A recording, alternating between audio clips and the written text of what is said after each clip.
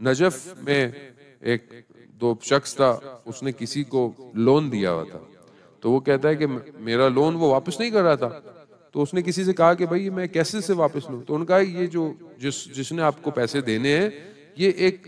استاد یعنی ایک اسکالر کے لیکچر میں جاتا ہے، تو آپ اس ٹیچر کو بولو شاید اس کی بات اس پہ اثر کر جائے تو وہ آپ کے پیسے واپس کر دے۔ تو بولا ٹھیک ہے، تو انہوں نے اس کو بولا کہ بھئی، تو وہ لیکچر دے رہے، تو اس لیکچر دیتے ہوئے انہوں نے کہا کہ اس سے پہلے کہ میں اسکالر بنتا میری شاپ تھی اور میری شاپ میں لوگ آتے تھے چیزیں لے، تو ایک دن ایک یہودی آیا اور اس کو میں نے کچھ 1 کوائن یا کچھ اس کو دھرم کچھ اس کو واپس دینا تھا کہ جو اس ٹائم میرے پاس نہیں تھا، تو میں نے اس کو بولا کہ بعد میں آگے لے جانا، تو اس نے بولا نہیں مجھے ابھی چاہیے، تو بھائی ابھی نہیں ہے، بعد میں آگے لے جانا۔ تو کہہ رہے ٹائم گزر گیا، تو میں نے خواب میں دیکھا، میں سو رہا میں خواب میں دیکھا کہ روز قیامت ہے اور مجھے صراط یعنی پل صراط میں سے لے کے جا رہے ہیں، تو اچانک سے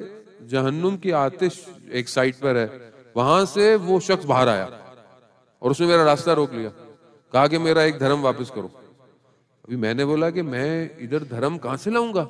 کہاں سے واپس کروں اس کو وہ 1 کوائن؟ تو میں نے ملائکہ سے بولا کہ بھائی اس کو ہٹاؤ، اس نے بولا نہیں یہ دنیا کا معاملہ تھا، you have to solve there, ابھی ادھر یہ ہمارا معاملہ نہیں ہے۔ تو ابھی میں وہاں سمجھ میں نہیں آیا کہ میں کیا کروں، تو اس نے بولا کہ میں ایک شرط پہ آئی ول گیو یو وے۔ کیا؟ کہا یہ جو آگ فائر ہے، یہ فائر والی انگلی میں تمہارے سینے پہ لگاؤں گا۔ تو وہ کہتا ہے میرے پاس کوئی آپشن نہیں تھا، مرتا کیا نہ کرتا۔ تو اس نے جیسی وہ انگلی لگائی تو ایک دم میرے اندر ہول ہو گیا اور میں ایک دم خواب میرا ختم ہوا اور میں اٹھا۔ جب میں اٹھا تو میں نے دیکھا کہ میرے سینے پہ چیسٹ پہ بلیک نشان تھا۔ تو اس نے وہ اپنے لیکچر میں کھول کے